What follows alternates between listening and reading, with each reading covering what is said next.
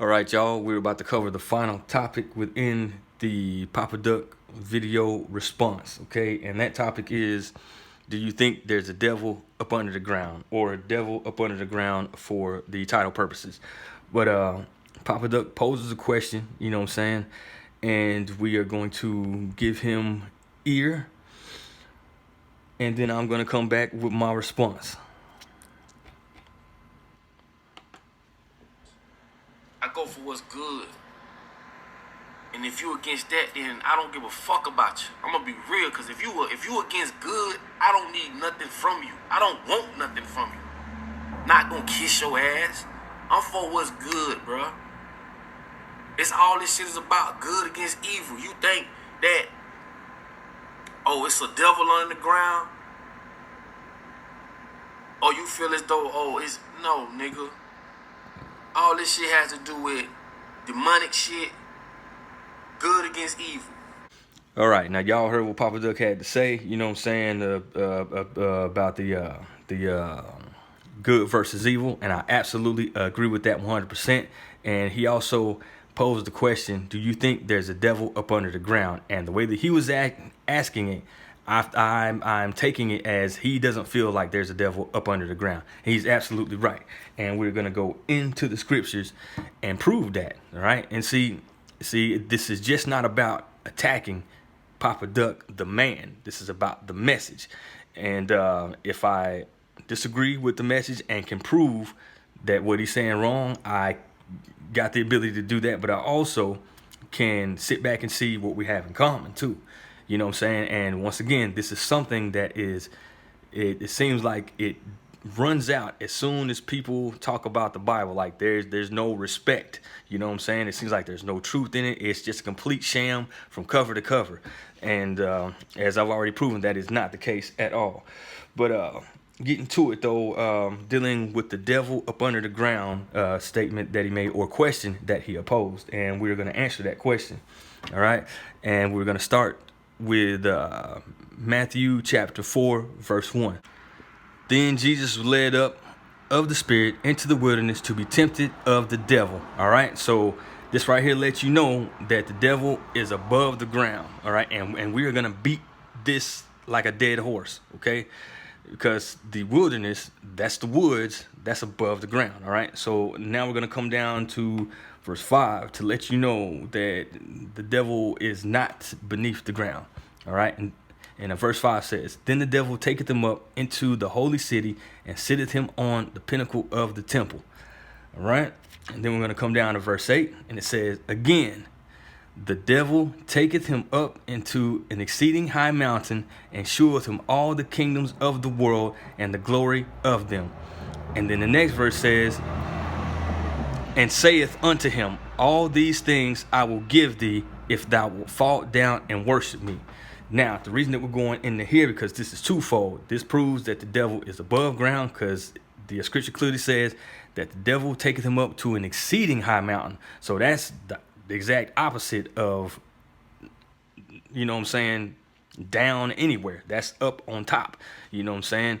And he's looking at all the kingdoms, and Satan has the authority to be able to offer them to him. All right. And this is what I'm getting into with Papa Duck saying that this is good versus evil. And he's absolutely right. And to give more credence to the fact that Satan had the authority to be able to do this, if you go to Job 9 and 24, get it right quick. It says that the earth is given into the hands of the wicked. He covereth the faces of the judges thereof. If not, where and who is he? So it lets you know that the earth was given to the wicked. Okay, so that is who is running the show.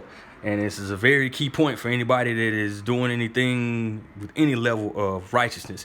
This entire power structure is dead set against anything righteousness. They are here to do wicked, you know what I'm saying, and carry out their father's will, which is the devil, who is above ground, as we can plainly see from these scriptures. So, you know, it's not all about trying to disagree and be able to tear another person down. This is about defending the standard of righteousness that is the Bible. All right. And so we are gonna come to another scripture. Let me see. Let me go back here right quick. We got another scripture in Job, and we'll read Job chapter 1, verse 6 through, I believe, 8.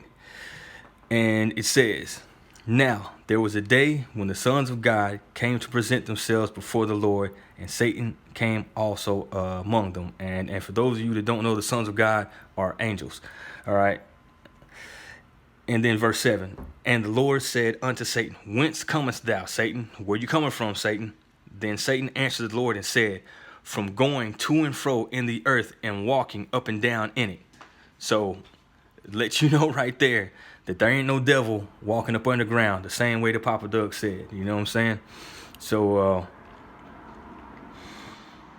see, and then we're gonna give you one more, you know what I'm saying, just for good measure, you know what I'm saying, just in case anybody was wondering what's the case with that whole situation right there. And that is 1 Peter chapter 5, verse 8. And it says, "Be sober, be vigilant, because your adversary the devil, as a roaring lion, walketh about, seeking whom he may devour." All right. And if anything is moving like a lion, it doesn't matter whether it's a duck, a chicken, a cow, a person, you know what I'm saying, it would be above the ground. Okay. So it's just to let you know what I mean? And this also gives credence to some other things that Papa Duck said with, like, you know, like demons and like stuff like that, you know what I mean? Because we've already covered that with the a previous segment when I explained to you guys where demons came from. They are the souls of the children of the fallen angels, you know what I'm saying, when they came down to lay with women, you know what I'm saying? So he is absolutely correct when it comes to this particular topic. All right. And in closing, I just wanted to get, let me see, I just wanted to bring up the point that it doesn't matter what you believe. All right. You don't have to believe the Bible, and you can go on and do what it is that you do, but still have the respect and tell the truth if you're going to speak on certain topics within the Bible. And then when you're done, just go on back to doing what you're doing. You know what I'm saying? Because, you know, I spoke on this before, but it is very dangerous for people who for people who have influence to say things about the Bible that are not true. Like, that is one of the reasons that black people are in the state that they're in now, because during like slavery and stuff like that, they had the Bible open, but they were spitting psychology. You know what I'm saying? And there was no need to taint the book when you could taint the mind. You know what I'm saying? And that gives credence to the previous video when Papa Duck was saying that our minds have been put in slavery. You know what I'm saying? He's absolutely right. And this is how these things happen concerning the Bible. All right. So that's why I feel it's very important to defend the Bible when, you know, things are being said about it that is not true. You know what I'm saying? That I become aware of. All right. I have been subscribed to Papa Duck's channel for a couple of years now. And just hearing this, I just had to say something about this.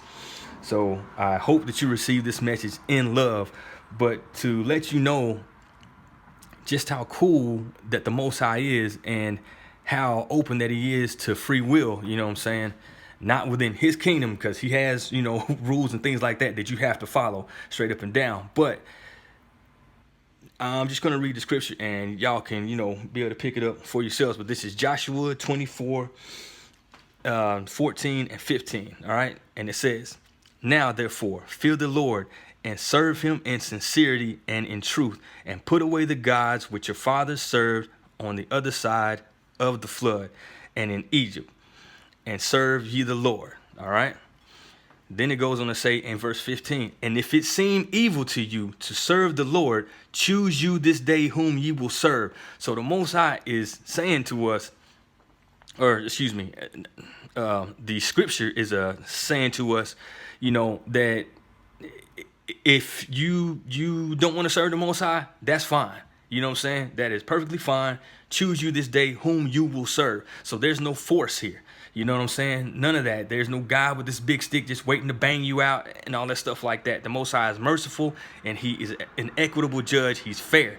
He isn't like the judges of this wicked world that was given into the hands of the wicked.